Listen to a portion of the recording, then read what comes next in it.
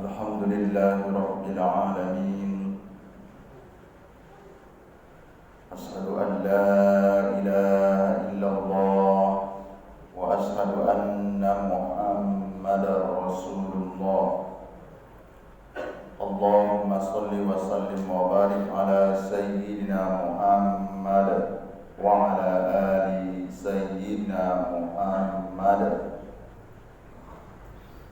Amma ba'du, faya ibadallah,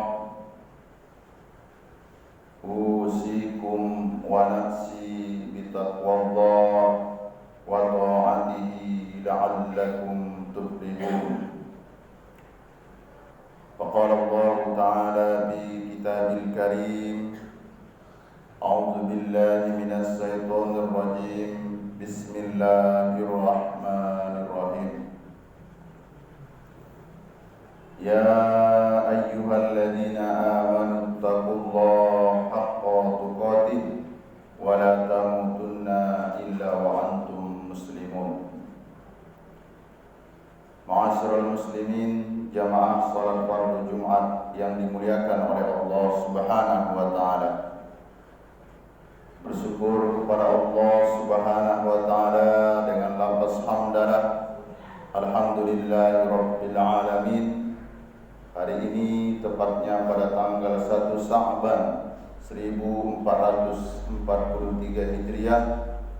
Alhamdulillah, rangkaian nikmat rahmat yang diberikan Allah kepada kita akan kita bawa mendekatkan diri kepadanya dengan melaksanakan sholat fardu Jumat secara berjamaah.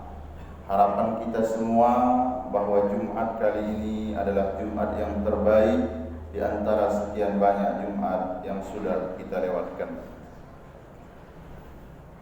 Bersalawat kita kepada Rasulullah sallallahu alaihi wasallam biqaulin Allahumma shalli ala sayyidina Muhammad wa ala ali sayyidina Muhammad. Assalamualaikum ya Nabi Allah. Assalamualaikum ya Rasulullah. Assalamualaikum ya Sayyidal Anbiya wal Mursalin.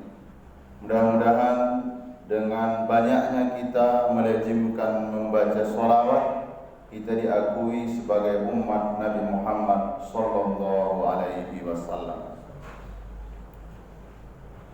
Dalam setiap ibadah memiliki keistimewaan tertentu dan tata cara Allah dalam mewajibkannya berbeda-beda. Untuk puasa, Allah berfirman, ya ayyuhalladzina amanu kutiba alaikumussyam.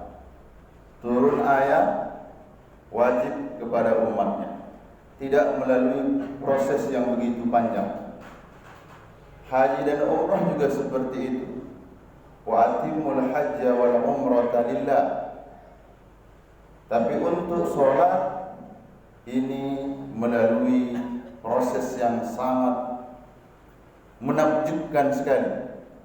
Bahasanya Rasulullah sallallahu alaihi wasallam itu diundang setelah mengalami cobaan-cobaan yang datang bertubi-tubi, dengan meninggalnya istri tercinta, meninggal paman tercinta.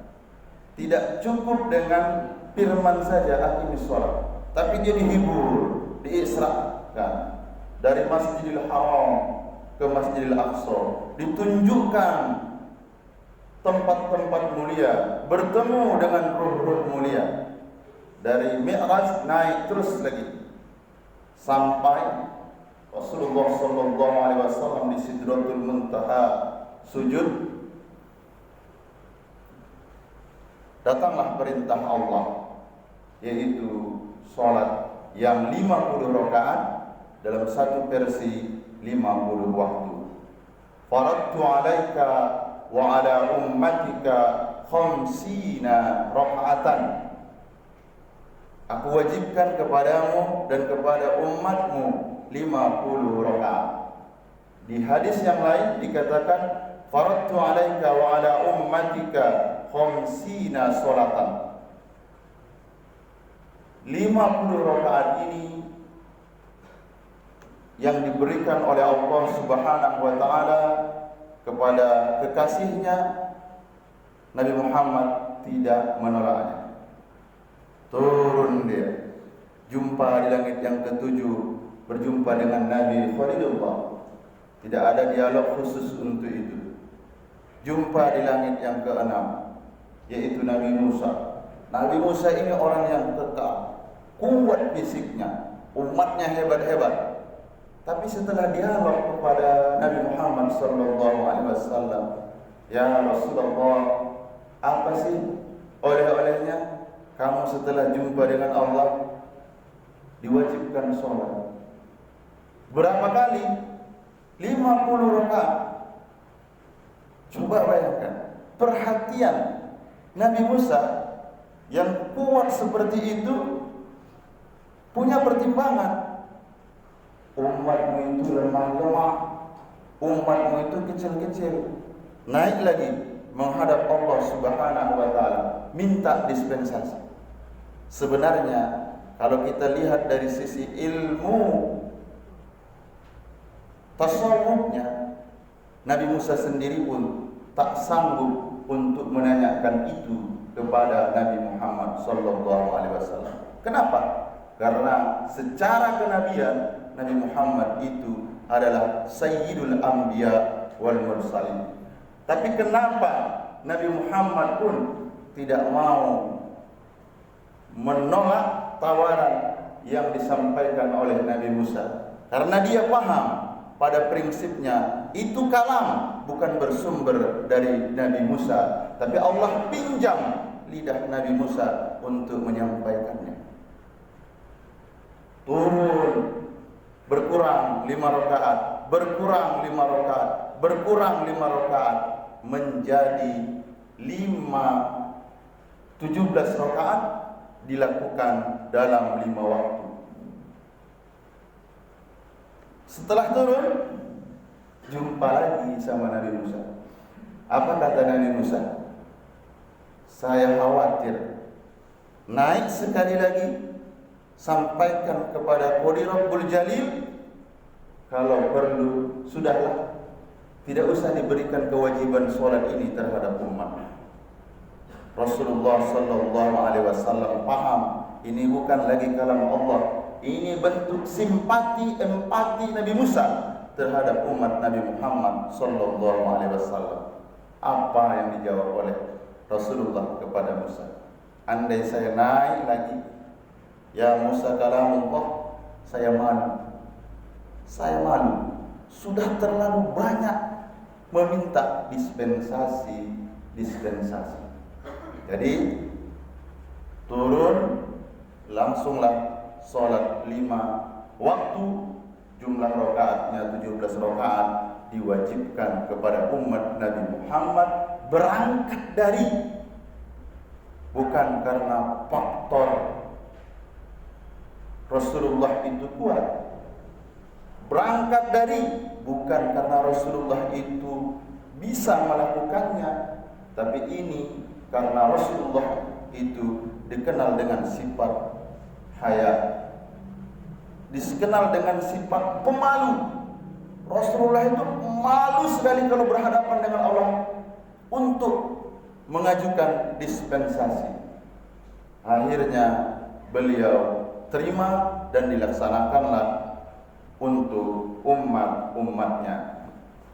Ma'asyiral muslimin, jamaah salat fardu Jumat yang dimuliakan oleh Allah Subhanahu wa taala. Ada beberapa pesan moral yang bisa kita ambil dari khutbah Jumat yang sangat singkat ini. Pertama, Rasul jemput sholat itu, dibedah dadanya, dibuang di sana karena di dadanya ditemukan 2 bercak hitam, yaitu di masa kecilnya juga dibedah. Ini dibersihkan saja. Pertama, agar kita nanti sholat itu bisa betul-betul merasakan bahwa ini memang betul-betul perintah Allah. 2 bercak hitam itu harus hilang dari hati kita. Kalau tidak, tak mau orang melaksanakan sholat ini. Pertama, hilangkan dulu sifat-sifat hewan yang ada di dalam tubuh kita ini. Di jantung hati kita itu ada perasaan rakus, serakah, ingin menang sendiri. Kalau itu tidak dihilangkan, berat orang melaksanakan sholat. Yang kedua, bercak hitam yang ada di hati baginda Rasulullah itu yaitu penyakit hati, takabur, ujub, sum'ah, namimah, ghibah, menganggap diri lebih baik dari orang lain, cemeh. Kalau itu masih ada di hati kita, laksanakanlah sholat. Kita tidak akan menemukan kenyamanan. Yang terakhir, kita sholat bukan karena Allah butuh terhadap ibadah kita ini. Andai sedunia ini, seantero ini, sealam jagat raya ini tak ada satupun yang menyembah Allah, Allah tidak akan berubah statusnya. Allah tetap Qadirul Jalil. Ia ciptakan ini bukan untuk kebutuhannya, tapi Ia ciptakan ini, Ia wajibkan ini untuk kita yang membutuhkan sholat itu. Allah tidak rugi kalau seandainya kita tidak sholat. Tapi Rasul melakukan sholat ini, dia menganggap malu. Sudah terlalu banyak nikmat yang diberikan Allah untuk kita. Hari ini Allah masih jaga buah pinggang kita. Hari ini masih Allah kuatkan tubuh kita ini. Andai saja besok Allah cabut satu saja dari tubuh kita, rasa, seluruh makanan yang kita rasa berubah semuanya menjadi pahit. Satu saja, baru terasa kita. Tidak ada lagi gunanya makan yang nikmat. Itu masih satu. Belum lagi Allah hilangkan dari kita atau yang lainnya. Lakukanlah ibadah sholat ini bukan karena kita membutuhkan balasan dari Allah, tapi kita malu kepada Allah. Sudah terlalu banyak nikmat yang Allah berikan untuk kita. Fa'tabiru ya ulil albab la'allakum tuflihun.